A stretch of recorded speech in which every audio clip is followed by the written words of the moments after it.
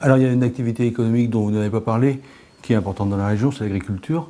Lors de la dernière session du Conseil régional, vous avez voté une aide exceptionnelle de 2 millions d'euros, je crois, pour l'agriculture. 2,6 avec l'ensemble européen. 2,6 millions d'euros. La Confédération paysanne, un syndicat que vous avez rencontré lundi dernier, vous reproche que ces aides ne parviennent pas aux petites exploitations.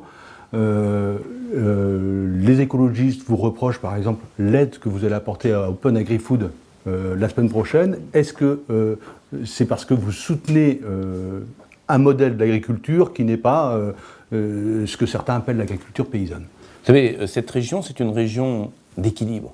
C'est une région où on a à la fois la force de l'agriculture céréalière, etc., une vraie réalité, une agriculture céréalière qui doit évoluer par rapport aux enjeux environnementaux, mais on a de belles et fortes exploitations. Et puis c'est aussi ce que vous disiez, c'est-à-dire une agriculture à travers le maraîchage, à travers l'horticulture, à travers l'élevage, qui est une agriculture de proximité, de petites unités. Qu'est-ce que nous avons fait dans l'aide?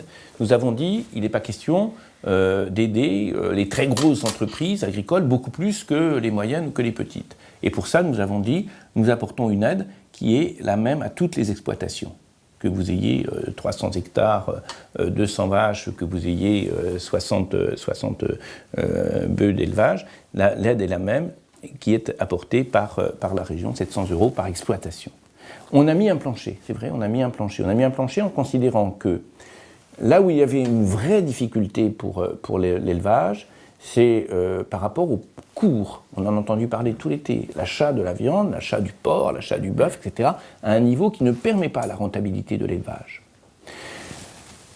Lorsque on a une très petite exploitation ou une petite exploitation, bien souvent, on transforme le produit et on le vend dans un circuit court. Et à ce moment-là, il n'y a pas la baisse des prix d'achat, la baisse des cours qui s'opère dans les conditions qui sont celles de la grande distribution, etc. Donc on a distingué les deux choses, on a essayé de descendre à un niveau qui est un niveau relativement bas. L'équivalent de 40 vaches par exploitation, c'est ça? Oui, un peu moins, parce que ça dépend si c'est des vaches allaitantes, etc. Il y a des clés un peu techniques, mais c'est ça. Donc de descendre à un niveau qui est celui des exploitations qui vivent de l'élevage, entièrement de l'élevage. Lorsqu'il y a transformation, c'est un autre système économique. J'entends, j'ai reçu, vous le disiez, la Confédération paysanne, j'entends les efforts que font un certain nombre d'agriculteurs aujourd'hui, d'éleveurs aujourd'hui, pour élever des taurillons. Ils n'ont pas un cheptel considérable, mais c'est d'une certaine manière avec des produits de la ferme. Ils ne vont pas acheter des protéines à l'autre bout du monde. Ils cultivent, ils transforment. C'est la polyculture élevage.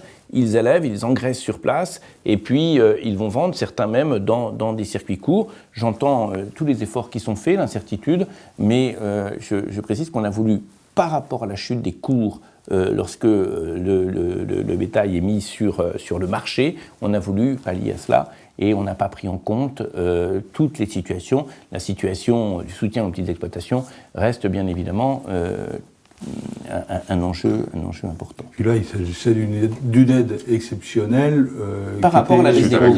Par rapport à la baisse des coûts. Donc on a une réponse urgente.